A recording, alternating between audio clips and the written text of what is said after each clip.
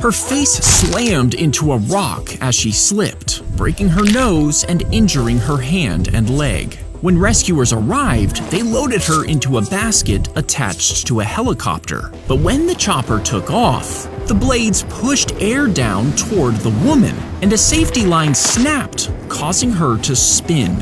She quickly gained speed, turning uncontrollably, and the blood rushed to her head and eyes. She spun 175 times over the course of just 40 seconds, until they finally pulled her inside. The woman was dizzy for days after. He inhaled the toy traffic cone when he was 7 years old, and for 40 years, he forgot about it. But as he grew older, he started to cough. Doctors noticed his right lung was getting stiff, and when they shone a light down his airways, they found a suspicious shadow. They told him he had a serious tumor and operated quickly, but instead, they found the toy traffic cone. And after removing it, the man's cough went away.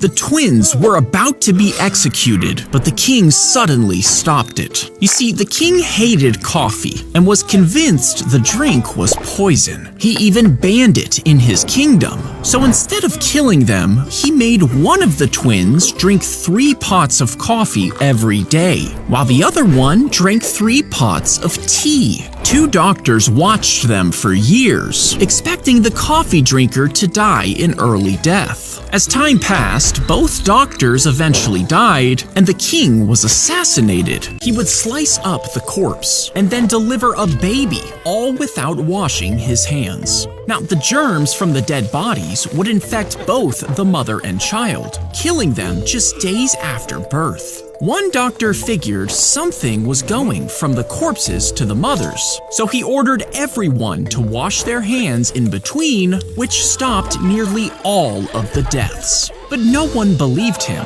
The constant rejection wore him down, and his mental health collapsed. His coworkers sent him to an asylum where he was beaten up by guards, but the germs from their hands got into his wounds, and he died from the very thing he tried to prevent. Decades later, his discovery was finally accepted, and today, hand-washing saved. A woman was lying on the ground, calling out for help. A passerby heard her cries and hurried over. As he bent down to lift her, the sound of a bottle rolling across the ground caught his ear. When he turned back, a knife was in her hand, ready to strike. Shocked, he bolted and watched from a distance. Moments later, the same desperate pleas echoed again. To his disbelief, the woman was still begging for help, and stranger still, he saw himself already there, trying to assist. He tried to warn the figure, but his foot struck a bottle. Terrified of being trapped in an endless loop, he fled the place. While sweeping, he tilted his hand over a truck's fuel tank, dropping in a handful of dirt, which ended up breaking the engine. And no one ever suspected him because he acted stupid.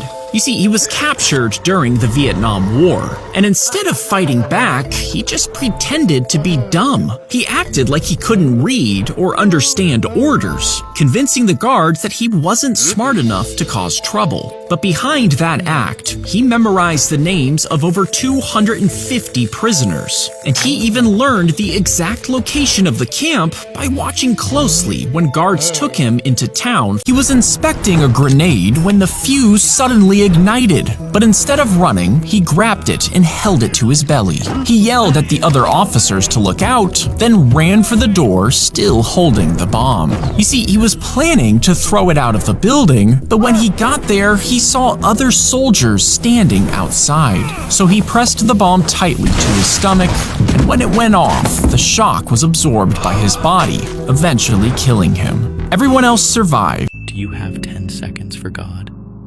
Thank you. Share this with as many people as possible, or simply press the copy link button to spread his word further. 2 Timothy 2:13 says, "If we are faithless, he remains faithful, for he cannot deny himself." There are days when your faith will feel weak, days when you question everything. But God's love for you isn't based on how strong you are. It's based on who he is.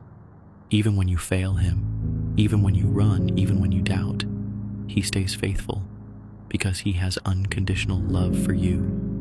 God doesn't give up on you when you struggle. He stands right beside you, waiting for you to lean on Him. If you're feeling unworthy or distant from God today, remember, His faithfulness isn't dependent on your perfection. It's dependent on His perfect love. If this spoke to your heart today, type Amen in the comments. God bless your heart.